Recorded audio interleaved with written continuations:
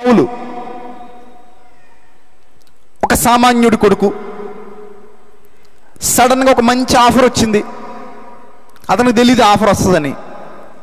ఏంటి ఆఫర్ అంటే, ఇశ్రాయేలీల మీద నీకు పట్టాభిషేకం జరగబోతుంది, నువ్వు ఒక కింగ్ కాబోతున్నావు, యు బికమ్ ఏ కింగ్, నువ్వు ఒక కింగ్ అయిపోయావు, నువ్వు కింగ్ కాబోతున్నావు, నీ దగ్గరకు ఒక ప్రవక్త రాబోతున్నాడు, అతడు వచ్చి నీ మీద నూనె పోసి అభిషేకం చేసేస్తాడు, సో నువ్వు రాజు అయిపోతావు. వండర్ఫుల్ ఆఫర్ కదా, వండర్ఫుల్ ఆపర్చునిటీ. మన జీవితంలో కూడా మనకు మంచి మంచి ఆఫర్లు వస్తుంటాయి, కానీ ఎక్కడో ఒక బలహీనత ఉంటుంది. ఆ ఆఫర్ని మనమే చేతులారా ఏం చేసుకుంటాం, పాడు చేసుకుంటాం. కానీ మన తప్పు మనం ఒప్పుకోం. ఇది ఇంకో బలహీనత, దాని చెల్లిది. తప్పు మనమే చేసాం, ఆఫర్ మనమే పాడు చేసుకున్నాం, మనమే వదులుకున్నాం, మన తప్పిదం, మన వ్యక్తిగత తప్పిదం. కానీ దాన్ని ఒప్పుకునే అవకాశం ఉండదు, ఎందుకంటే దీని చెల్లెలే అది. రెండు వస్తాయి మన దగ్గరికి. నేను ఒప్పుకోను. ఎరా పరీక్ష ఎందుకు పాస్ అయ్యేవరా? పరీక్ష పాస్ అవ్వడానికి రాత్రి ఇంట్లో కరెంట్ లేదు బ్రదర్. అబ్బా, ఎప్పుడు రాత్రి ఇంట్లో ఏం లేదట, కరెంట్ లేదట. రాత్రి ఇరగ చదివేద్దాం అనుకున్నాడట. మరి 364 రోజులు ఎక్కడ తెచ్చావు? 364 రోజులు కరెంట్ లేదా? 364 రోజులు ఉంది. ఏ రోజు లేదు కరెంటు? రేపు ఎగ్జామ్ అనగా ఈ రోజు లేదట. సో అందుకని వీడు కరెంట్ లేకపోవడం వల్ల ఎగ్జామ్ రాయలేకపోయేటట్టు. ఇది అసలు వ్యాలిడ్ రీజనే, వ్యాలిడ్ రీజన్ ఇది. చ తప్పు మాట. సో నేను ఈ ఉదాహరణ ఎందుకు చెప్తున్నానంటే, మనం చేసే తప్పుల్ని కప్పెట్టుకోవడానికి మన వెనక మనకు ఆల్రెడీ ఒకటి ఉంటుంది, ఆల్రెడీ ప్రిపేర్ చేసి పెట్టుకుంటాం. ఎవరికో చెప్పడానికి కాదు ఇది. నేను ఎవరికో చెప్పే ప్రిపరేషన్ గురించి మాట్లాడట్లేదు, మనం చెప్పుకునే ప్రిపరేషన్ గురించి మాట్లాడుతున్నాను. అది ఒప్పుకునే బుద్ధి ఉండదు మన దగ్గర, అందుకే మనం దాన్ని సరి చేసుకోం, ఎప్పుడు సరి చేసుకోం. అలాగే ఉంటుంది, ఆ బలహీనత ముందు రోజు ఓడిపోతూనే ఉంటాం. ఈ సౌలు మంచి ఆఫర్ వచ్చింది, రాజు అయిపోయాడు, మంచి స్థితిలో ఉన్నాడు, మంచి స్థితిలో ఉన్నాడు. ఆ స్థితిలో అతనికి తెలియకుండానే అసూయ అనే ఒక బలహీనత అతన్ని వెంటాడింది. ఈ అసూయ అనే బలహీనతను అతడు జయించాల్సి ఉంది. అతని గెలుపు కోసం అతను జయించాలి. అతడు గెలిచేవాడు, దాన్ని జయించుంటే అతడు గెలిచేవాడు, కానీ దాన్ని జయించలేకపోయాడు. అతడు ఏమైపోయాడు తెలుసా? అతని జీవితంలో యుద్ధకాలంలో, అతని జీవితంలో జరుగుతున్న యుద్ధకాలంలో అసూయ ముందు తలదించాడు, అసూయ ముందు సాష్టాంగ నమస్కారం చేశాడు, అసూయ అనే దానికి లొంగిపోయాడు. లొంగిపోవడం, అండర్లైన్ చేసుకోండి ఆ మాట. లొంగిపోవడం అంటే ఏంటో తెలుసా? ఒక బలవంతుడికి బలహీనుడు ఏమైపోవడం? లొంగిపోవడం. పూర్వకాలపు రాజుల చరిత్ర. ఇప్పుడు మనం అదే చూస్తున్నాం. అసూయ అనేది మనకు కనబడదే, కానీ వాడొక రాజు అనుకోండి కాసేపు, వాడి ముందు ఓడిపోయిన నువ్వు ఒక బలహీనుడివి. ఆ బలవంతుడి ముందు ఈ బలహీనుడు ఓడిపోయాడు, సాష్టాంగ నమస్కారం చేశాడు. అసూయ అతన్ని కబలించేసింది. అక్కడి నుంచి అతని జీవితంలో గెలుపుందా? మీరు చెప్పాలి. సౌలు గెలిచాడా, ఓడిపోయాడా? సౌలు తన జీవితంలో గెలిచాడా, ఓడిపోయాడా? ఓడిపోయాడు. Failure candidate, failure candidate. ఎందుకు ఓడిపోయాడు? అసూయ అనే ఒక బలహీనతను జయించలేకపోయాడు. ఆ బలహీనతను జయించుండుంటే అతని కథ వేరుగా ఉండేది, అతని జీవితం వేరుగా ఉండేది. అర్థమవుతున్నాయా నా మాటలు నీకు? ఒక చిన్న అసూయ ఒక మొత్తం జీవితాన్ని ప్రభావితం చేసిందా? ఒక చిన్న అసూయ, కనబడని అసూయ ఒక ఎంటైర్ లైఫ్నే ఓడించేసిందా? ఎంటైర్ లైఫ్ ఫెయిల్యూర్ అయిపోయిందా? ఎంటైర్ లైఫ్ కొలాప్స్ అయిపోయిందా? Yes, it's true. మనం చచ్చినట్టు ఒప్పుకొని తీరాలి. ఒక చిన్న అసూయ మొత్తం జీవితాన్ని నాశనం చేసేసింది. అదే అతడి జీవితంలో యుద్ధం నేర్చుకుని ఉంటే, అసూయతో యుద్ధం ఎలా చెయ్యాలో నేర్చుకుని ఉంటే, ఆ అసూయను జయించి ఉండుంటే అతని చరిత్ర వేరేగా ఉండేది. గెలిచేవాడు. గెలిచేవాడు. ఒక పరిపూర్ణమైన జీవితాన్ని అనుభవించి ఈ లోకం నుండి వెళ్ళేవాడు. తన కాలంలో, తన యుద్ధ కాలంలో విజేతగా నిలబడేవాడు. కానీ సౌలు అనేవాడు గొప్పవాడే కావచ్చు, ఆజానుబాహుడే కావచ్చు, అన్నీ ఉన్నవాడే కావచ్చు, అవకాశాలు కూడా పుష్కలంగా లభించిన వాడై ఉండొచ్చు. కానీ ఒక్క చిన్న అసూయ అతని పతనానికి నాంది. ఇది మీరు ఒప్పుకొని తీరాల్సినటువంటి సత్యం. మీ జీవితంలో కూడా చాలా విషయాల్లో ఇదే బలహీనతతో మీరు కూడా ఓడిపోయి ఉండి ఉండవచ్చు. మీరు కూడా చాలామందికి దూరం అయిపోయి ఉండొచ్చు. మీరు కూడా చాలామందిని కోల్పోయి ఉండొచ్చు. మీ జీవితాన్ని మీరు కూడా పాడు చేసుకుని ఉండొచ్చు ఈ అసూయ వలన. అది కనబడని చిన్నది, కానీ దాని దెబ్బ చాలా గట్టిది ప్రియులరా.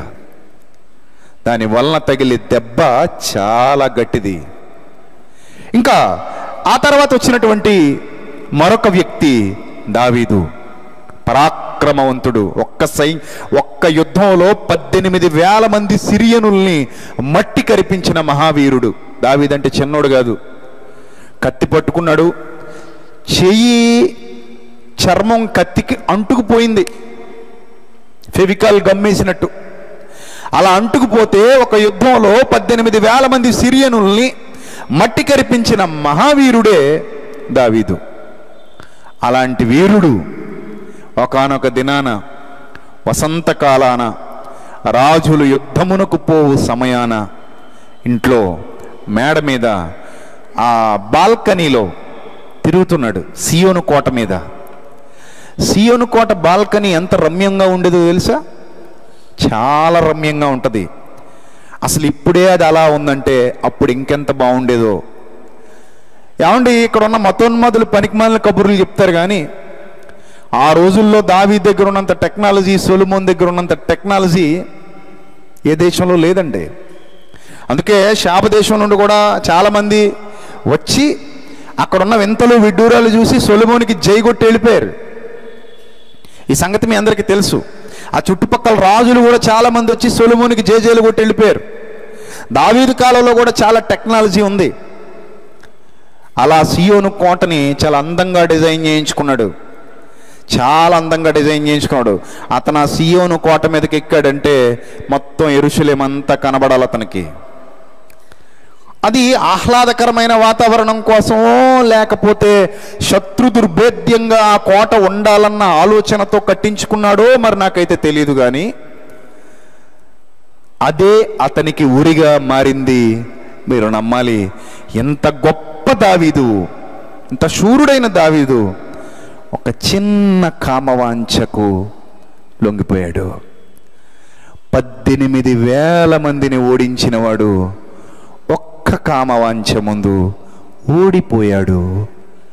మీరు నమ్మాలి. 18,000 మందిని జయించిన వాడు ఒక్క కామవాంఛ ముందు ఓడిపోయాడు. అలాంటి రమ్యమైన వాతావరణంలో కిద్రోను వాగు అవతల బత్షెబా ఇల్లు. నేను ఏదో కట్టుగా చెప్తున్నాను అనుకుంటారేమో, ఇవన్నీ వాస్తవాలు. నేటికి చరిత్ర చెబుతున్నటువంటి వాస్తవాలు. ఇప్పటికీ ఆ కోట శిథిలాలు అలానే ఉన్నాయి. ఎండిపోయిన కిద్రోను వాగు, సియోను కోట అన్నీ మనకు కనబడుతున్నాయి. ఎదురుగా బత్షెబా ఇల్లు. చాలా లాంగ్ లుక్లో చూశాడు. అంత దగ్గరేం కాదు. తను చాలా హైట్స్లో ఉన్నాడు, ఆ అమ్మాయి చాలా డౌన్లో ఉంది. ఆ లాంగ్ లుక్లో చూశాడు అమ్మాయిని, అంతే. ఆ ఒక్క బలహీనతకు లొంగిపోయాడు. ఒక చిన్న కామవాంఛకు లొంగిపోయాడు. గొలియాతుని పడగొట్టిన దావీదు తనతో తాను, తనలో ఉన్న దాంతో, తనలో ఉన్న ఆ వాంఛతో యుద్ధం చేయలేకపోయాడు. బలహీనుడైపోయాడు, పడిపోయాడు. అక్కడ నుంచి చాలా నష్టపోయాడు. మీకు విషయం చెప్పమంటారా? ఆ ఇన్సిడెంట్ తర్వాత దావీదు జీవితం వేరు, ఆ ఇన్సిడెంట్ ముందు దావీదు జీవితం వేరు. ఒకవేళ ఆ ఇన్సిడెంటే దావీదు జీవితంలో లేదనుకోండి, దావీదు కథే వేరుగా ఉండేదండి. నిజం. దేవుడు కూడా రాజుల గ్రంథంలో ఆ విషయాన్ని జ్ఞప్తికి తెచ్చుకుంటూ ఒక్క ఊరియా విషయంలో తప్ప దావీదుకి ఏ విషయంలోనున్నా ఎదుట తప్పు చేయలేదు, అంత మంచి నీతిమంతుడు అని సాక్ష్యం ఇస్తాడు. తనలో ఉన్న ఆ చిన్న బలహీనత, ఆ సమయంలో పర్టికులర్గా అతనికి వచ్చిన ఆ చిన్న బలహీనత, దానికి అతను లొంగిపోవడం వలన టోటల్గా ఆయన జీవితమే చాలా ఇబ్బందుల పాలు కావాల్సి వచ్చింది. చాలా మాయని మచ్చను నాకు తెచ్చావని దేవుడు ఆవేదన పడే సందర్భం ఎదురయ్యింది. నాతాను వచ్చి బుద్ధి చెబుతుంటే సింహాసనం దిగిపోయి సిగ్గుపడిపోవాల్సినటువంటి పరిస్థితి ఏర్పడింది. ఎంతో గొప్పగా వీరత్వంతో శూరత్వంతో ఉన్నటువంటి అతని జీవితంలో ఈ బలహీనత ఒక మాయని మచ్చను మిగిల్చేసింది. మీరు ఆలోచించండి. ఇక ఆ తర్వాత అతని కుమారుడైన సొలొమోను, నేను మీకు వచనాలు చూపించట్లేదు సుమా, మీ టైం తీసుకోవడం నాకు ఇష్టం లేక, ఎందుకంటే మీరు ఆల్రెడీ ఈ విషయాలన్నీ ఎరిగిన వారు కనుక మెయిన్ పాయింట్లోకి నేను వెళ్ళిపోతున్నాను. జాగ్రత్తగా వినాలి మీరు, ఇది మీ ఆత్మీయ జీవితానికి చాలా అవసరం కూడా. అతని కుమారుడైనటువంటి సొలొమోను జ్ఞానంలో సంపన్నుడు. ఒక మొక్క చెప్పొచ్చు అతని గురించి, మహాజ్ఞాన సంపన్నుడు. అతని వంటి వాడెవ్వడును లేడు, అతని వంటి వాడు ఎవ్వడూ లేడు. అంత గొప్ప జ్ఞానవంతుడే కింగ్ సాల్మన్.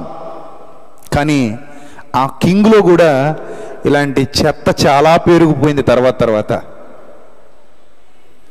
అంతకు ముందు జీవితం వేరు, బలహీనతలకు ముందు అతను ఓడిపోయిన తర్వాత అతని జీవితం వేరు. ఎన్నో బలహీనతల ముందు అతను ఓడిపోయాడు. ఒకటి కాదు, రెండు కాదు. ఆ తర్వాత దేవుడు ఏర్పరుచుకున్నాడని తెలిసి కూడా యెరోబామును చంపాలనుకుంటాడు. ఇలా చాలా విషయాల్లో సొలొమోను ఫెయిల్ అయిపోతాడు. అతని బలహీనతలు అతన్ని వశం చేసేసుకుంటాయి. బలహీనతల ముందు ఓడిపోతాడు. ఏదైతే దేవుడు వద్దన్నాడో అదే చేయటానికి సాహసిస్తాడు.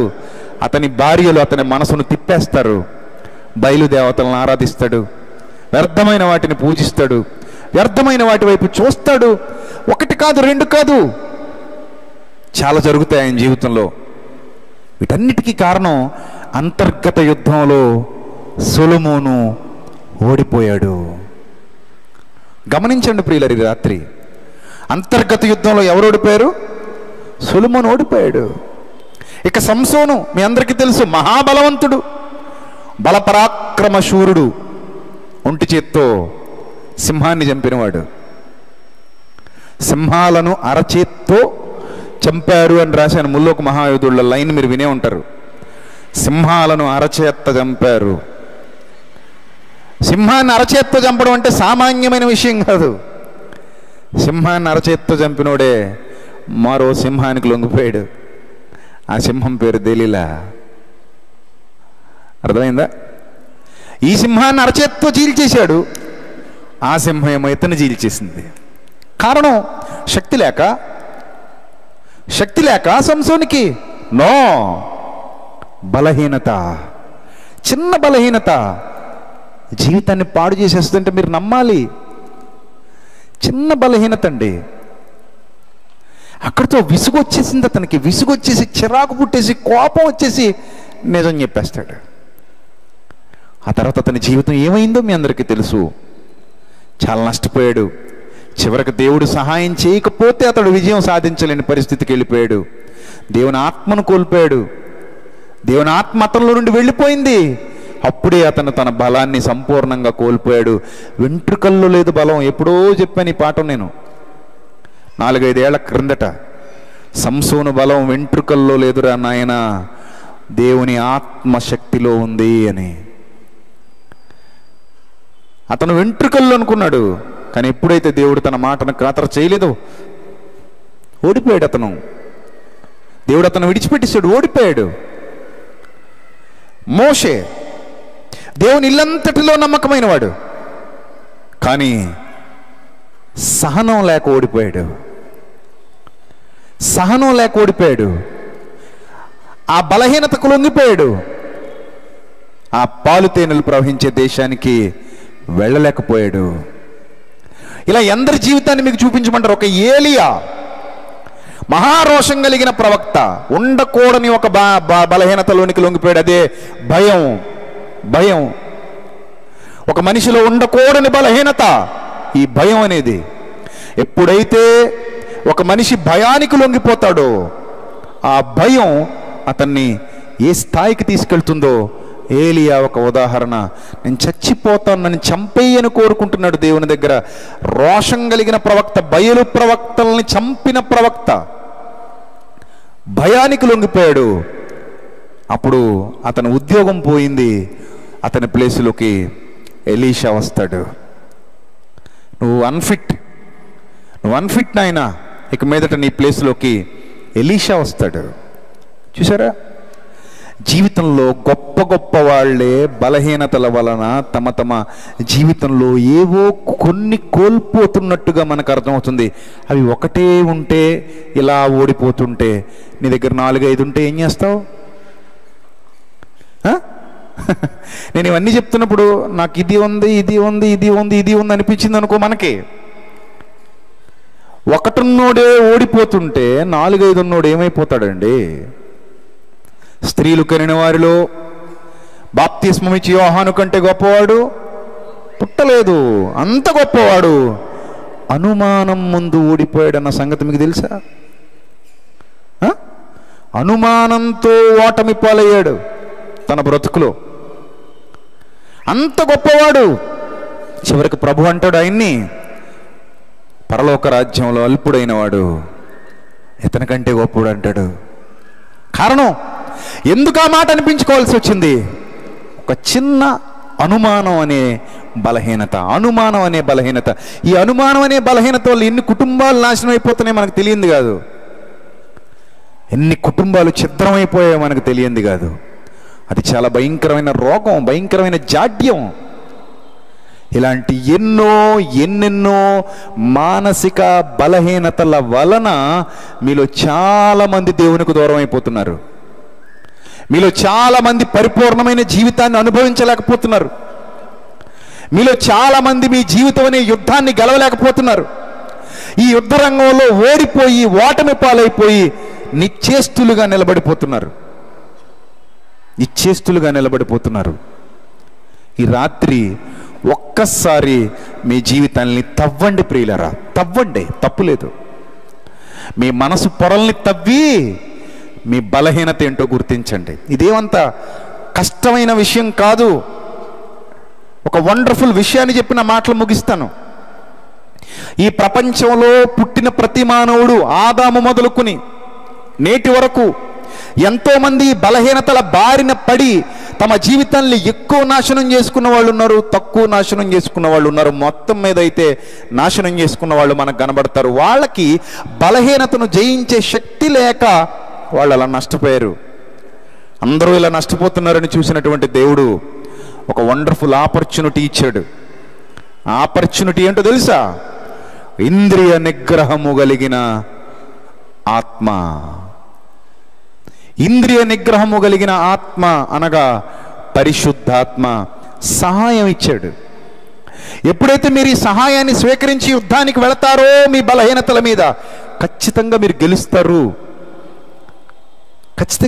మరి ఆత్మ ఎలా వస్తుంది?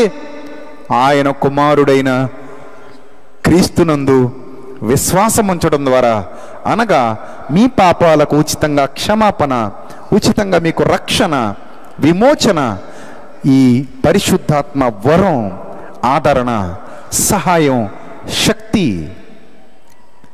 ఇవన్నీ ఓ మనిషి నీ బలహీనతలను గెలవటానికి దేవుడు నీకు ఇచ్చినటువంటి గొప్పవైనటువంటి వరాలు.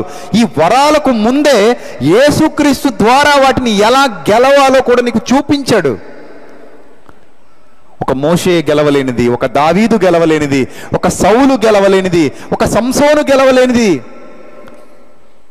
ఒక యోహాను గెలవలేనిది, ఒక ఏలియా గెలవలేనిది, ఇవన్నీ గెలిచి చూపించాడు యేసుక్రీస్తు. ఇవన్నీ గెలిచి చూపించాడు. వాటన్నిటితో పోరాడి గెలిచాడు. అంతర్గత యుద్ధం భూమి మీద శరీరధారిగా ఉన్నన్ని దినాలు చేస్తూనే వచ్చాడు. ఈ ప్రపంచంలో ఎవరు చెయ్యని ఏకైక యుద్ధం చేశాడు యేసుక్రీస్తు. తనలో తానే ఆ యుద్ధం గెలుస్తూ, ప్రతిరోజు యుద్ధం గెలుస్తూ మన కొరకు పవిత్ర రక్తాన్ని చిందించాడు. పవిత్ర రక్తాన్ని చిందించడం అంటే ఇలా వచ్చి ఎలా ఎక్కి సిలువెక్కి దిగిపోయాడు అనుకోకండి. తనలో ఎంతో ఘోరమైన యుద్ధం జరిగితే తప్ప ఆయనది పవిత్ర రక్తం అనిపించుకోలేదు. ఎంతో గొప్ప విజయాన్ని ఆయన సాధిస్తే తప్ప ఆయన పవిత్రుడు, పరిశుద్ధుడు, నిర్దోషి, నిష్కల్మషుడు, పాపులలో చేరక ప్రత్యేకంగా ఉన్నవాడు, ఇలాంటి బిరుదాంకితుడు కాలేదు. ఇలా ఆయన బిరుదాంకితుడు అయ్యాడు అంటే ఆయన సాధించినటువంటి గొప్ప విజయాల పరంపర, ఆ విజయ పరంపర ఆయన జీవితంలో కొనసాగుతూనే వచ్చింది. ఆయన శిలువ మీద మరణించి తిరిగి లేచేంత వరకు అలా విజయాన్ని సాధించి బలహీనతలను గెలిచి మనకి మార్గదర్శి అయ్యాడు.